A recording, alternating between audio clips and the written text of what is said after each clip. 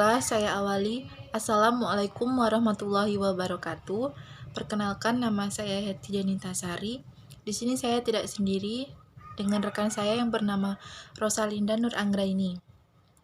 Kami dari kelompok 11 yang akan menjelaskan materi tentang Counseling Immigrants and Refugees. Poin yang pertama yaitu faktor sejarah dan sosial politik. Secara historis, banyak kejadian dan undang-undang imigrasi Amerika Serikat yang tidak adil dan eksklusif. Sampai tahun 1952, hanya orang kulit putih yang diizinkan untuk menjadi warga negara yang dinaturalisasikan.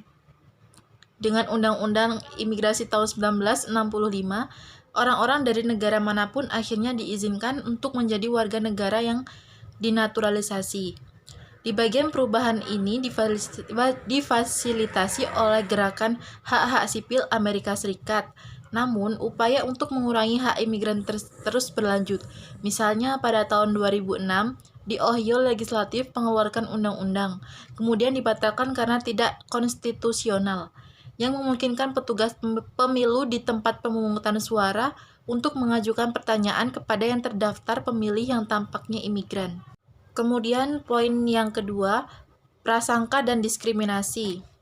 Jelas bahwa reaksi masyarakat dan pemerintah terhadap para imigran adalah dipengaruhi oleh kondisi sosial. Mereka menjadi lebih negatif saat ekonomis kondisi mengakibatkan hilangnya pekerjaan atau perumahan yang terbatas.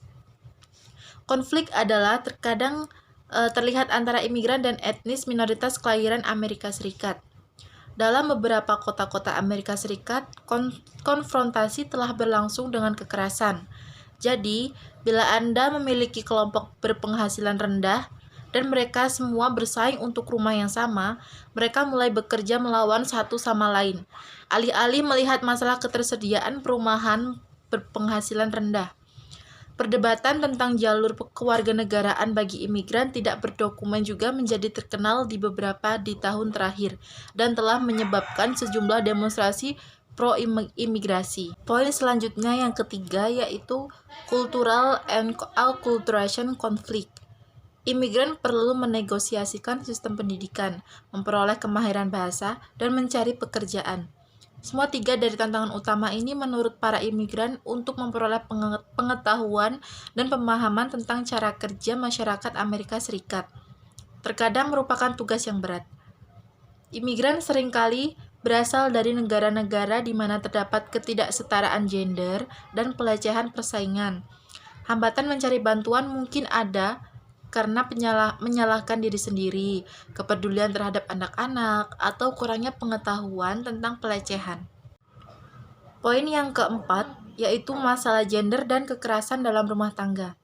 Para imigran laki-laki seringkali menghadapi kehilangan status dan mengembangkan rasa percaya diri ketidakberdayaan. Mereka mungkin telah kehilangan peran yang ditugaskan di dalam keluarga dan masyarakat secara keseluruhan dan mungkin menganggur atau setelah menganggur.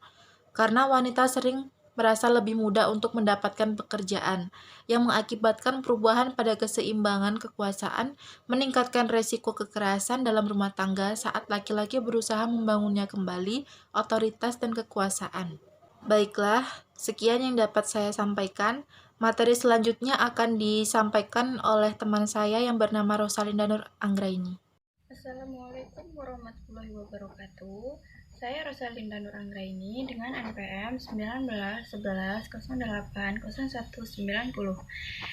Di sini saya akan melanjutkan materi dari pembahasan Hetidiah, yaitu yang kelima, hambatan dalam mencari pengobatan. Yang A, kesulitan komunikasi karena perbedaan. B, kurangnya pengetahuan tentang pemberian layanan umuman bahasa. C, faktor budaya. Banyak kelompok imigran ragu-ragu untuk membicarakan masalah keluarga atau masalah yang menjadi perhatian pribadi karena budayanya penting privasi. Yang D, kurangnya sumber daya. Baik, materi yang keenam yaitu masalah linguistik dan komunikasi. Para ahli kesehatan mental perlu mengetahui beberapa dari masalah ini kapan menggunakan penerjemah. Kebanyakan penerjemah menerima sedikit atau tidak ada pelatihan dalam bekerja dengan individu yang tertekan atau trauma. dan mereka mungkin mengalami yang tidak terkendali, perasaan tertekan emosional saat mendengar cerita traumatis, terutama saat latar belakang mereka mirip dengan klien. Materi yang ketujuh yaitu konseling pengungsi.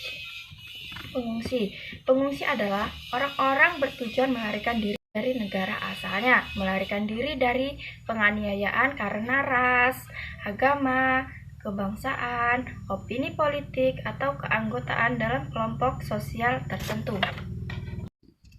Baik, materi yang ke-8 yaitu pengaruh penganiayaan, penyiksaan, atau trauma dan masa lalu.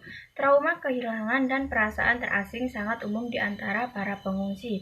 Gangguan stres pasca trauma atau PTSD dan peningkatan mood dan kecemasan gangguan sering terjadi pada populasi ini, termasuk mimpi buruk dan gejala yang melibatkan disosiasi, mengganggu pikiran dan kewaspadaan berlebihan. Masalah keamanan dan mengatasi kerugian, pengungsi seringkali datang dari situasi politik yang tidak stabil. Dalam kasus seperti itu, masalah keamanan sangat penting dan harus ditangani.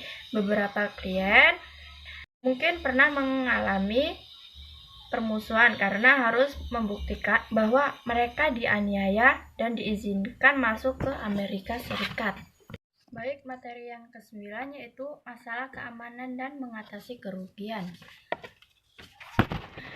Pengungsi sering kali datang dari situasi politik yang tidak stabil. Dalam kasus seperti itu, masalah keamanan sangat penting dan harus ditangani.